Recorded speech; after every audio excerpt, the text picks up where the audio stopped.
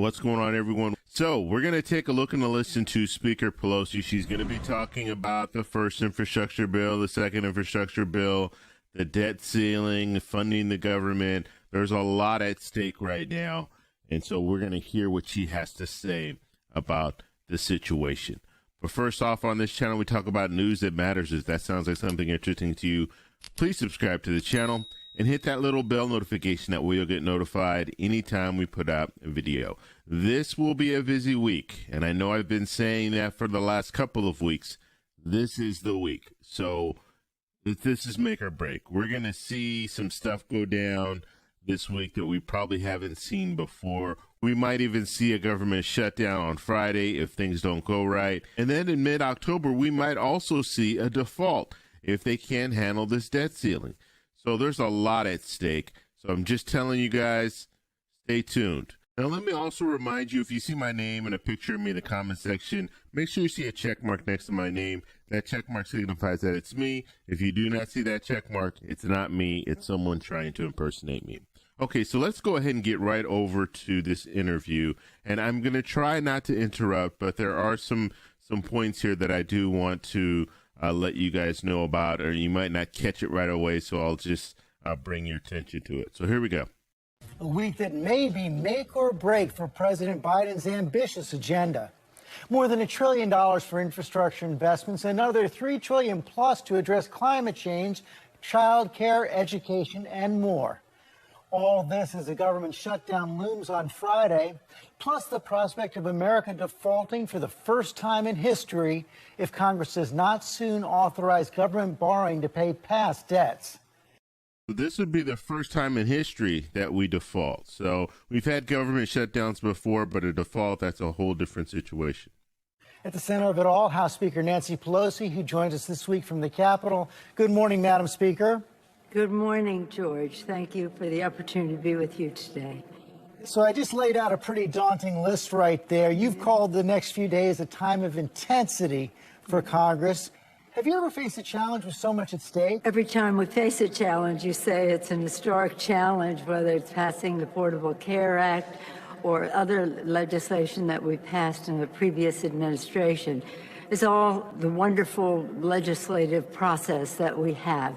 But I thank you for calling this President Biden's agenda, because that's exactly what it is. This is the vision of the president, and he has said that while he wants to pass the infrastructure bill, and we will, he will not confine his vision for the future to just that bill, that it had to be about building back better. And Building Back Better has the support of over 95% of our caucus.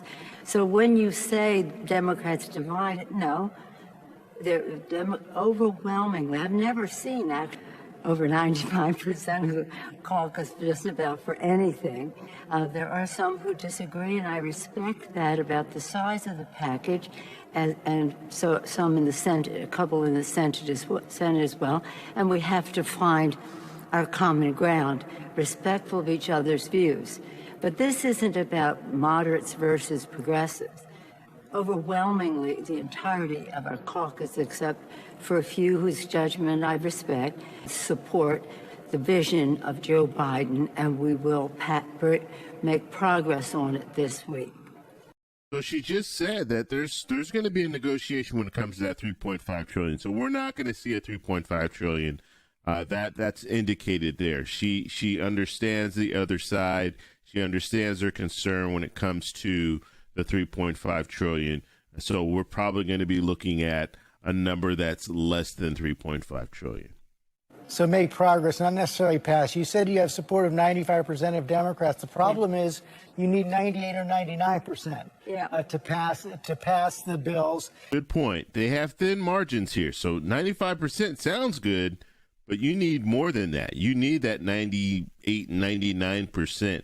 You don't really have any wiggle room. In the Senate, you have no wiggle room at all. You need all 50 senators to vote for it, all 50 Senate Democrats. But when it comes to the House, you have a little bit of wiggle room, like three votes, give or take. You said the infrastructure bill is going to pass, but the leader of the Progressive Caucus in the House, Jamala Prayapal, is balking. She said on Friday that voting on this bill tomorrow is an arbitrary date, adding that more than 50 members will vote no if you first don't have agreement on the broader social investment bill. So are you confident these progressive members are going to vote yes, even though she says... Well, let me just say we're going to pass the bill this week. So she backpedaled. Now, talking about the arbitrary date, that's that September 27 date that Senator Pelosi gave. So she gave this date a few weeks back just to satisfy the moderates in the party, because the moderates were saying that they're not going to move forward with the budget resolution, voting on that budget resolution to move forward with the reconciliation bill until they voted on the first infrastructure bill. And so that is why Speaker Pelosi gave that September 27th date. And so now we're looking at September 27th tomorrow. What's going to happen? I promised that we would bring the bill to the floor. That was according to the language that those who wanted this to be brought to the floor tomorrow wrote into the rule. We will bring the bill to the floor tomorrow for consideration. But, you know, I'm never bringing a bill that doesn't have the votes.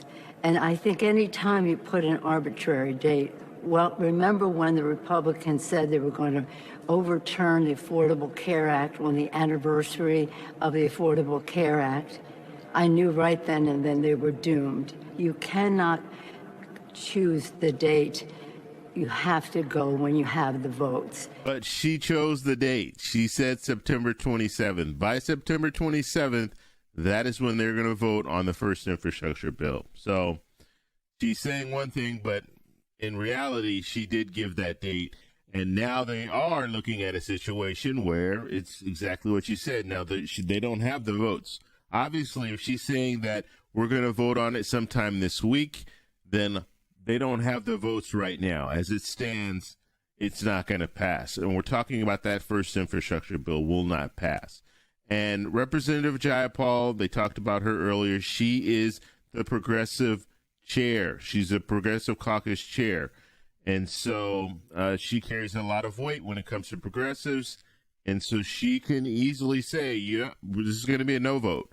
We're not going to vote for this first infrastructure bill, and it won't go anywhere. A reasonable time, and we will. And I do believe that we will do. First of all, let me just say it's an eventful week. First of all, we have to make sure, just chronologically, we have to make sure we keep government open, and we will. Second of all, we have to honor the vision of President Biden, and we thank him for his leadership and his courage putting forth such a bold package. In order to move forward, we have to build consensus. It's not winners, losers. It's bring people together, and that's what we always do in the Democratic Party.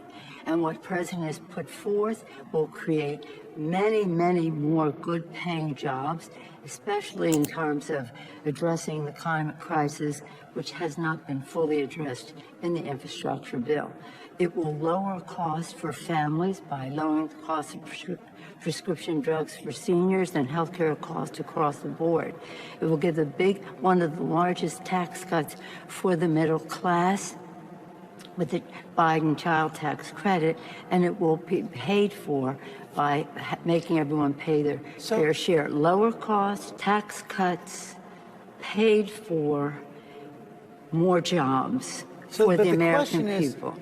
The question is, can you get everybody to agree to that? If I heard you correctly, you're saying the vote will not necessarily be tomorrow on the infrastructure bill. You're going to put it up when you have the votes to pass it. It may be tomorrow.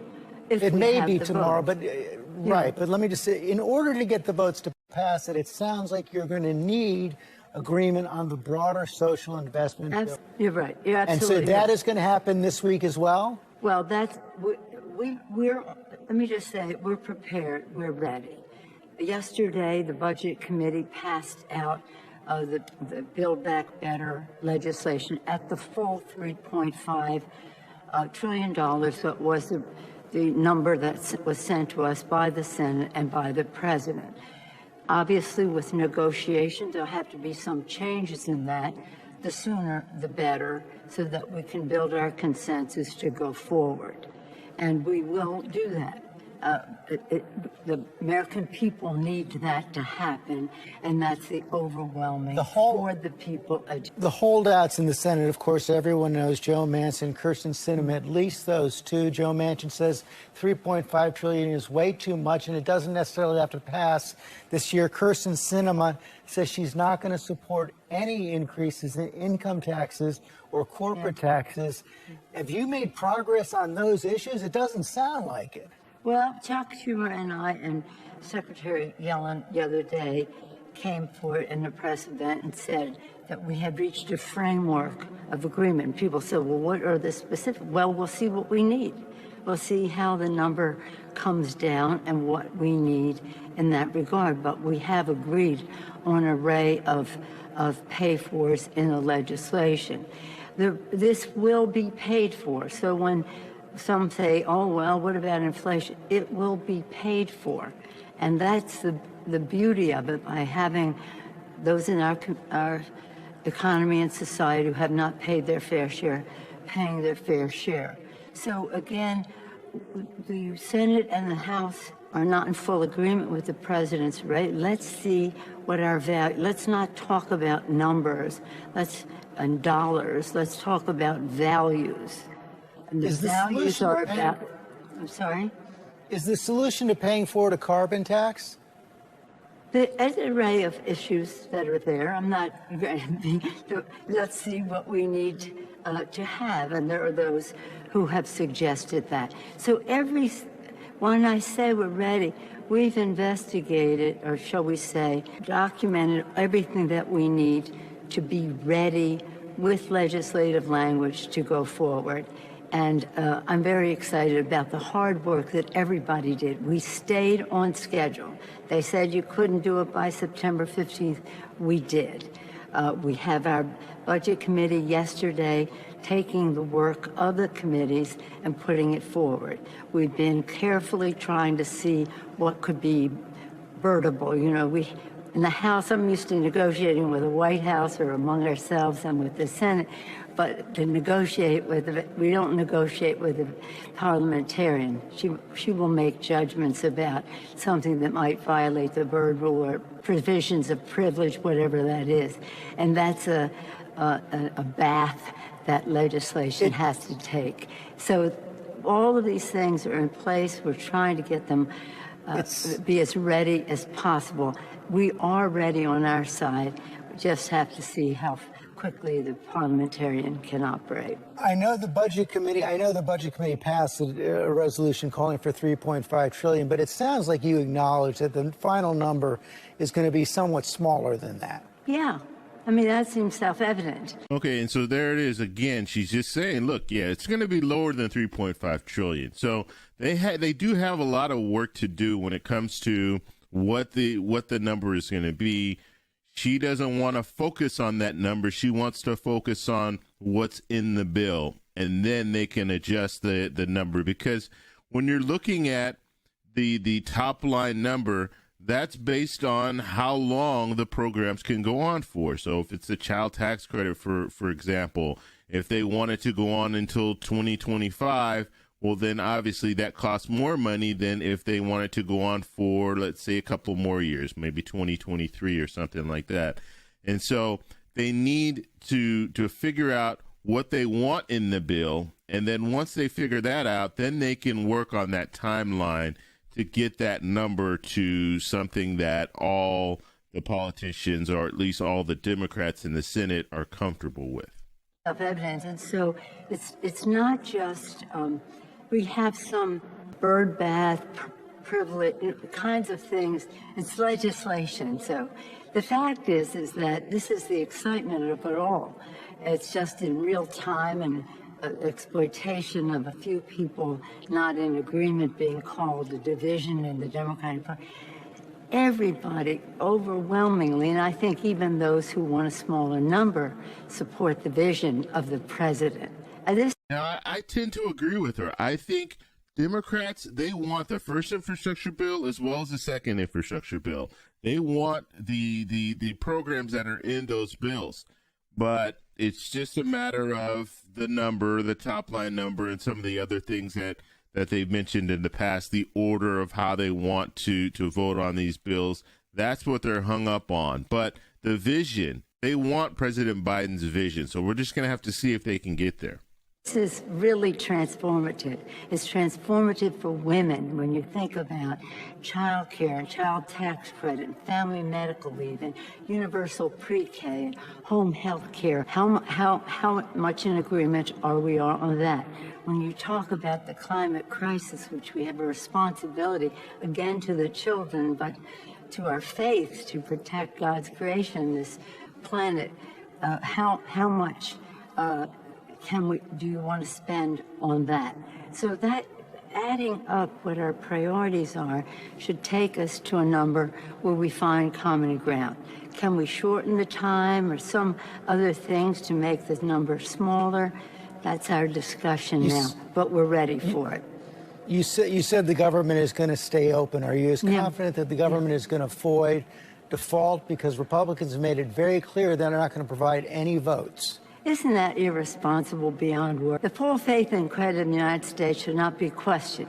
That's in the Constitution of the United States, 14th Amendment. So look at that. It's in the Constitution of the United States. There is a school of thought that says we don't even have to have these votes. But we do. As of now, we still do have to have it. And we cooperated on 3 occasions when President Trump was president in order to lift the debt ceiling.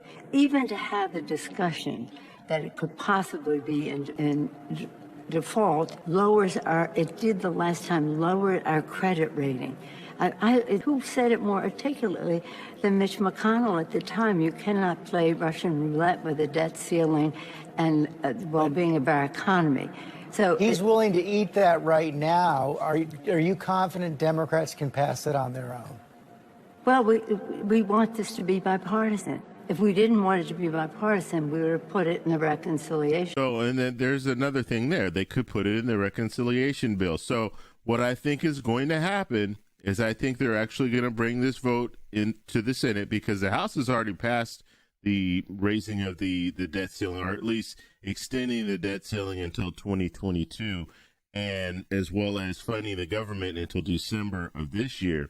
So we're looking at a situation where the House already voted on it. It's now in the Senate. The Senate will vote on it. And when the Senate votes on it, if they pass it, if you do get at least 10 Senate Republicans, then it will move forward. If it doesn't move forward, now they're going to have to look at that tough decision. Do we bring this into the budget reconciliation bill? And if we do, it's going to take time for them to get that all set up. So right now, we're looking at a real crucial time. This week will be very, very crucial. That would have been a decision we had to make when we wrote the Budget Act, but nonetheless, the decision was made that it would always be bipartisan, whether on our part, as we have cooperated in the past with Republican presidents, or on their part. It is totally irresponsible. And I would think that the business community would speak out on this because it has devastating impact on our credit rating as well as global economy. This is beyond a big deal. So beyond a big deal. Let's hope that the Republicans will find enough of them find some level of responsibility to our country to honor what's in the Constitution, that we not question the full faith and credit of the United States of America. They know full well what the consequences are. They preached it when the former president was in office, and we always cooperated. It's always been bipartisan, and it should be. Okay, so that was Speaker Pelosi, and you heard that last part she's talking about. This is a serious problem, and I thought it was interesting. She's talking about during the Trump administration, they did it 3 times. Okay, so they raised the debt ceiling 3 times. This is all political. It's all political at this point, and so now you're having Republicans saying, no, we're not going to vote for raising the debt ceiling. Now, this is paying to pay for past bills. This is not to pay for future bills. And that's what the argument is right now, well, we don't want to pay for this $3.5 trillion bill. We don't want to pay for, I guess, the bipartisan infrastructure bill is a part of it too, because that's $1.2 trillion. We don't want to have to pay for that. But we're talking about the past bills that we saw all last year during all the different stimulus packages that went through. You need to pay for that. And so that's what the focus is. But you're hearing politicians try to veer off and say, this is the reason why we're voting against it, because look at all these big bills that they're trying to put in front of us. I'm telling you, if you don't watch my channel on a regular basis, you're going to want to watch this week, because so much stuff is going to be coming out. If you guys have any questions, post them down below. If you like this video, please give me a thumbs up. Please subscribe for more, and I'll talk to you the next one.